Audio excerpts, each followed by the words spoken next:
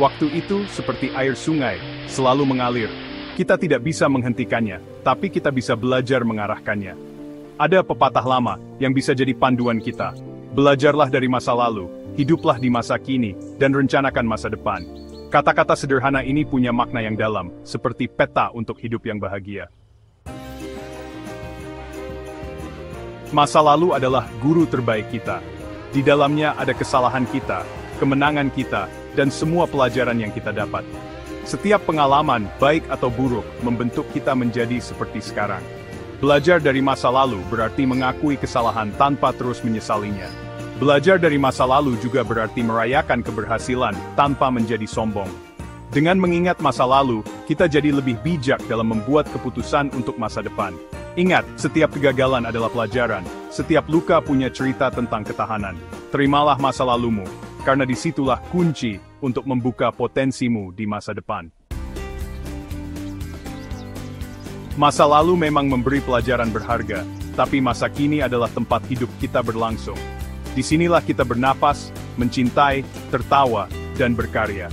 Untuk benar-benar hidup, kita harus hadir sepenuhnya di setiap saat. Kalau kita terus menyesali masa lalu atau mengkhawatirkan masa depan, kita akan kehilangan kebahagiaan hari ini. Lepaskan apa yang tidak bisa kamu kendalikan dan fokuskan energimu pada saat ini. Rasakan sekelilingmu, syukuri keindahan di sekitarmu, dan temegveka seindah hal sederhana. Haruni anugerah, nikmatilah. Bagian 4. Membentuk masa depan. Merencanakan masa depan bukan berarti hidup di dunia khayal atau takut akan apa yang akan terjadi. Merencanakan masa depan adalah tentang menetapkan tujuan, merawat mimpi, dan mengambil tindakan untuk menciptakan masa depan yang kita inginkan. Hidup tanpa tujuan itu seperti kapal tanpa kemudi, terombang-ambing oleh ombak. Tentukan apa yang ingin kamu capai, bagi tujuanmu menjadi langkah-langkah kecil, dan rayakan setiap langkah yang kamu lalui. Ingat, masa depan bukanlah sesuatu yang terjadi begitu saja. Masa depan adalah sesuatu yang kita ciptakan melalui pilihan dan tindakan kita hari ini. Bagian 5. Kisah Arman, bukti kekuatan waktu. Arman, seorang pemuda yang pernah mengalami banyak kesulitan di awal hidupnya, adalah contoh nyata kekuatan pepatah ini. Ia tumbuh dalam kemiskinan, putus sekolah, dan membuat beberapa pilihan buruk yang membuatnya susah. Namun, Arman sampai pada titik balik. Dia memutuskan untuk belajar dari kesalahan masa lalunya, berjanji untuk menciptakan masa depan yang lebih baik. Dia mengikuti kelas malam, mendapatkan ijazah, dan menemukan pekerjaan yang dia sukai. Arman tidak membiarkan masa lalunya mendefinisikan dirinya. Dia menggunakannya sebagai bahan bakar untuk maju.